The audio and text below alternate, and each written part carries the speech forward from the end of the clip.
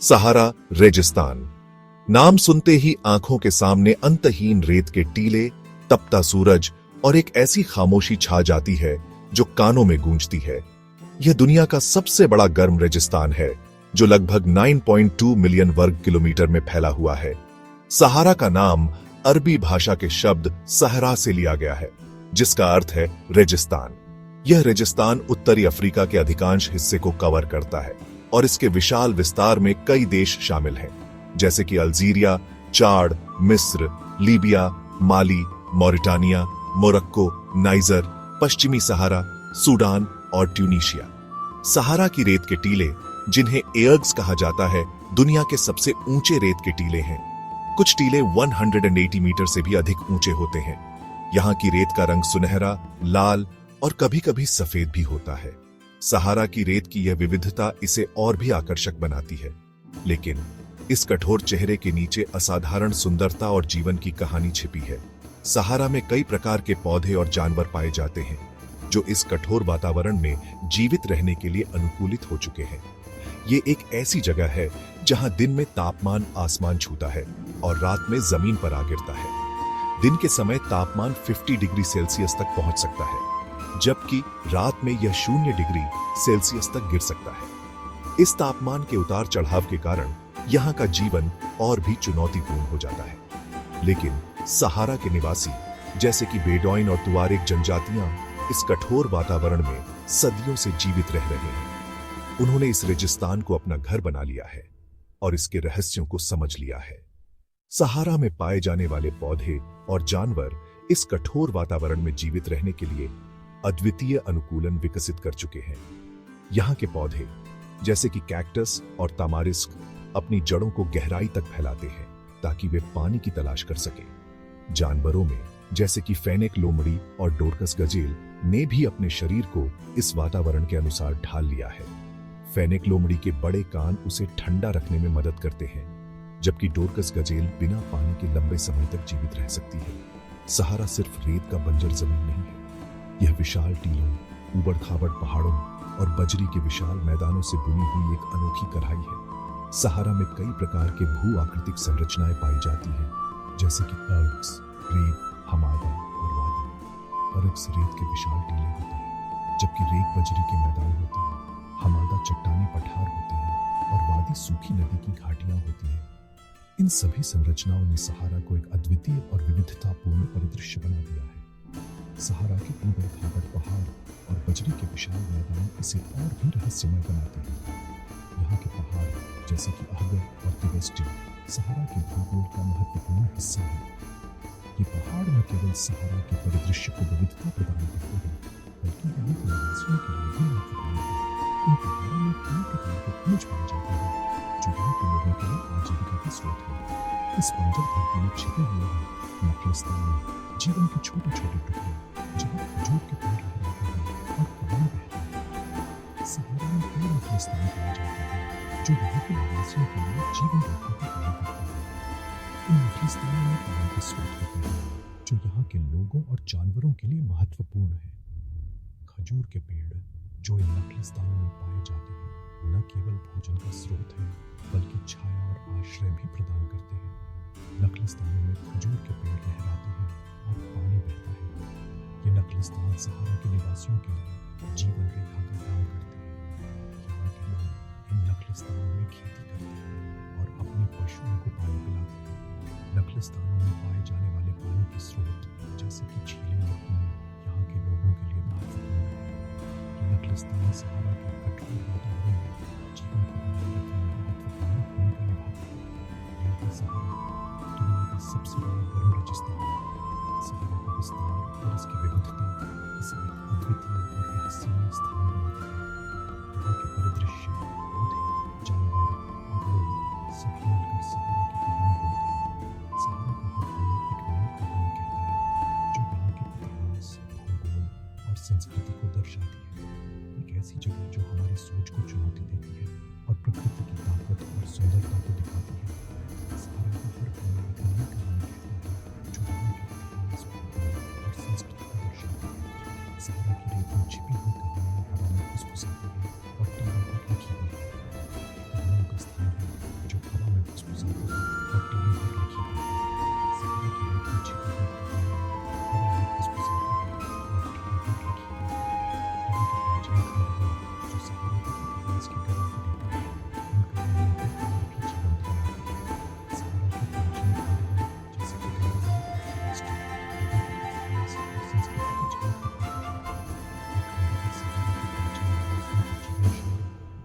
सभ्यता के बारे में बताते हैं।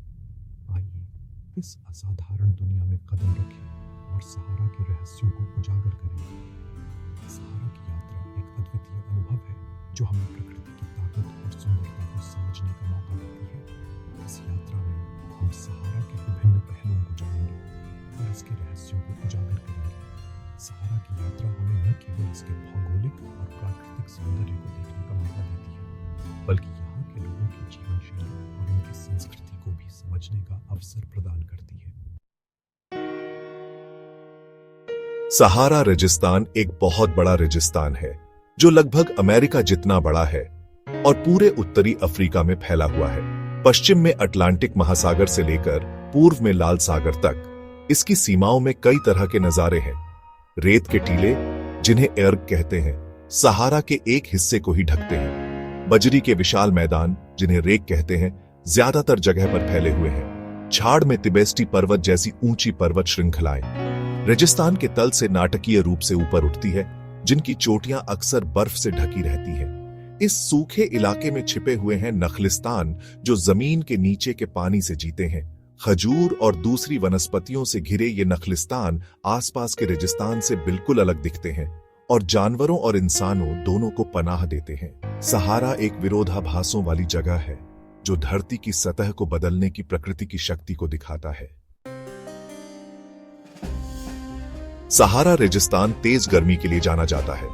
यह दुनिया के सबसे गर्म स्थानों में से एक है, जहां तापमान अक्सर चरम सीमा तक पहुंच जाता है।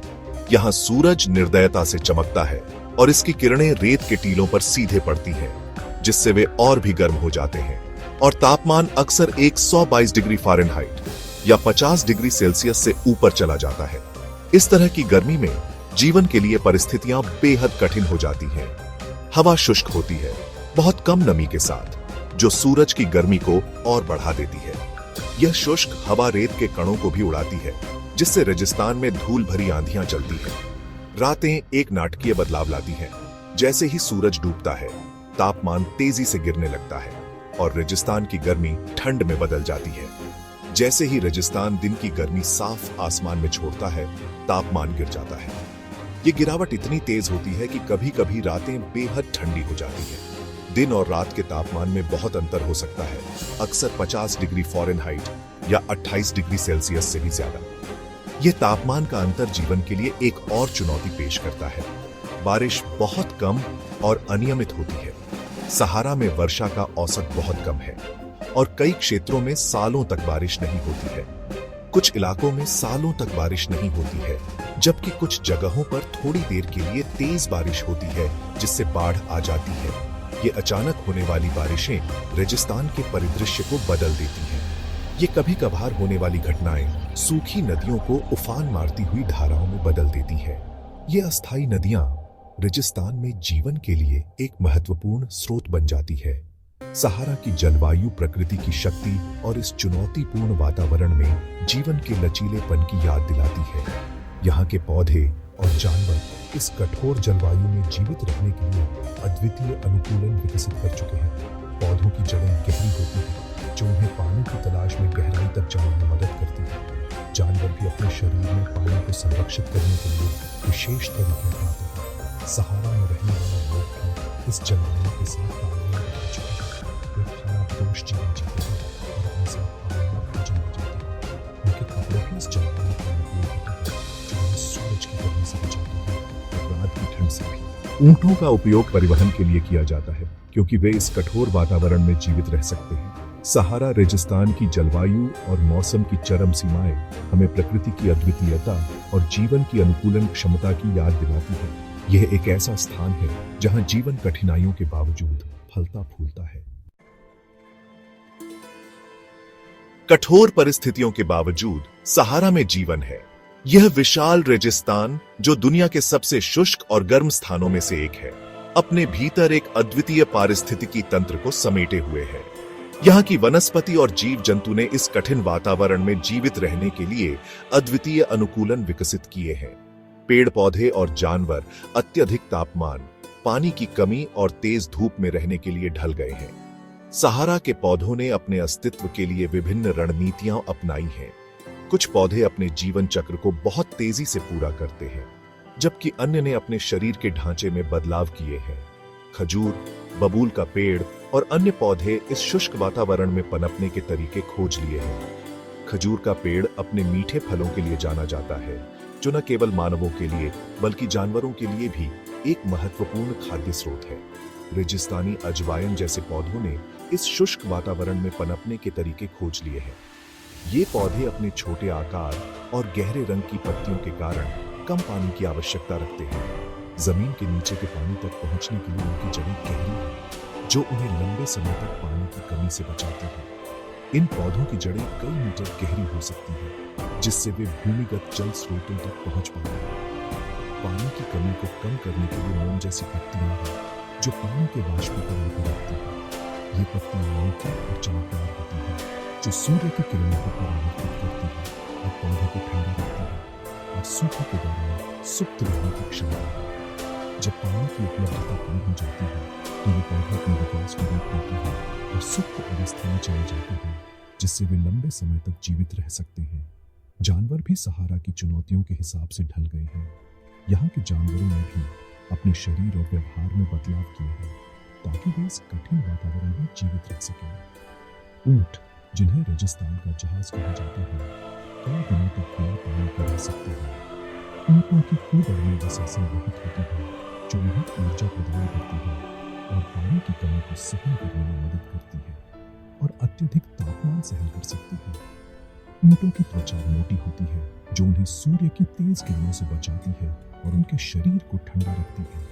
अन्य रेगिस्तानी जीवों में फेनिक लोमड़ी, जिनके बड़े कान गर्मी को दूर भगाते हैं।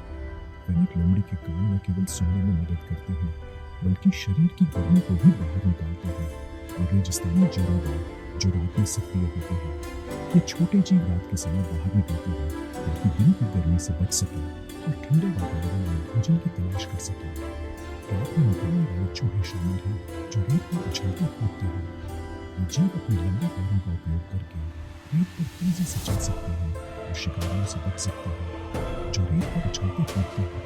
इनकी लंबी पूंछ और बड़े पैर उन्हें संतुलन बनाए रखने और बलों को दूर भगाने में मदद करते हैं। सहारा के पेड़ पौधे और जीव जंतु जीवन की दृढ़ता और उन अनोखी अनुकूलता का परिणाम है। उन्हें इस कठिन वातावरण में जीवित रहने और पनपने में मदद करते हैं, जो इसे सबसे चुनौतीपूर्ण वातावरण में भी उन्नत होने देते हैं। सहारा का यह पारिस्थितिकी तंत्र हमें प्रकृति की अद्वितीयता और जीवन की अनुकूलन क्षमता का अद्भुत उदाहरण प्रस्तुत करता है।